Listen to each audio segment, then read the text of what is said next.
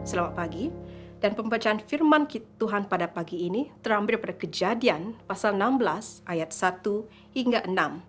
Nah, sebelum saya membawa kita dalam firman Tuhan pada pagi ini, saya ingin membawa kita melihat sebuah ilustrasi dan saya ingin bercakap tentang rama-rama. Kalau kita bercakap tentang rama-rama, dia tidak akan muncul secantiknya dia. Dan ya, sebenarnya seekor rama-rama dia harus melewati fasa-fasa tertentu dalam kehidupannya.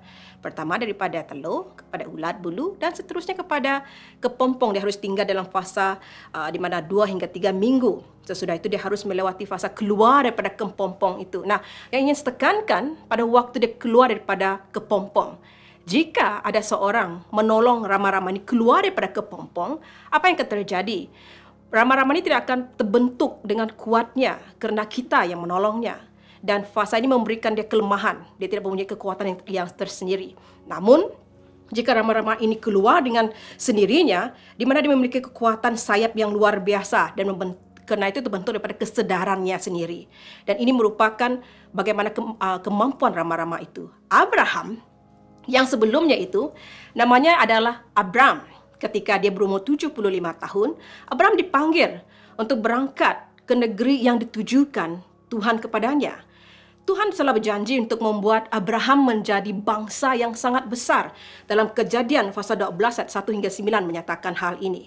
Nah, akan tetapi pada waktu Abraham keluar daripada tempatnya dan pergi ke tempat yang Allah tunjukkan, apa yang terjadi? 10 tahun sesudah itu, tidak ada perkara yang telah terjadi yang seperti yang Tuhan janjikan kepada mereka.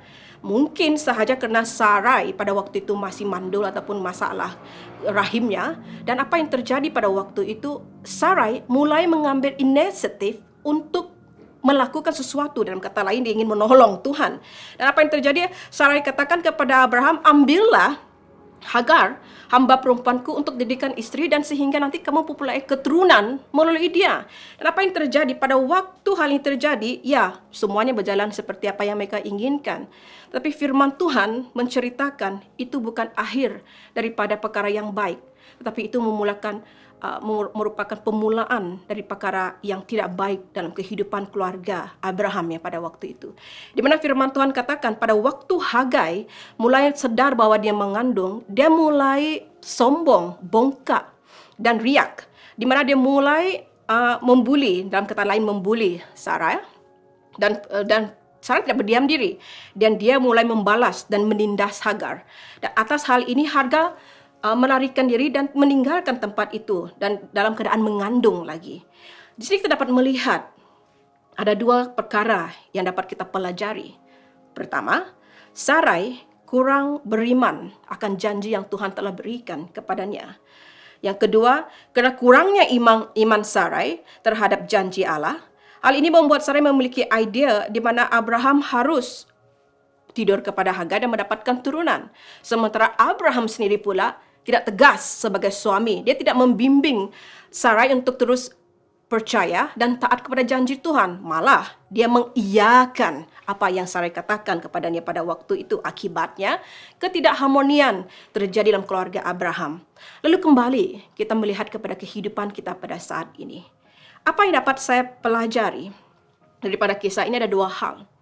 Dalam kehidupan ini seringkali Tuhan memberikan janjinya untuk kita. Akan tetapi seringkali berjalannya waktu, pada waktu kita menantikan janji Allah, kita mulai merasa bosan dan kita mulai mengatakan, biar saya melakukan sesuatu untuk menggenapi janji Allah dalam kehidupan ini.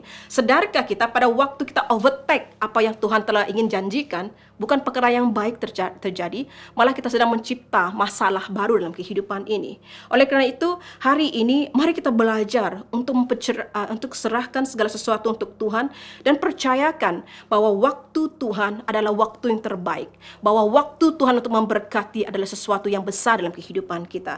Kedua adalah kita belajar daripada kisah ini, yaitu mengandalkan Tuhan dalam segala sesuatu. Jangan mengandalkan akal budi kita, kerana akal budi kita adalah terbatas adanya. Tapi pada waktu kita mengandalkan akal budi kita, akan ada banyak masalah baru yang akan terjadi.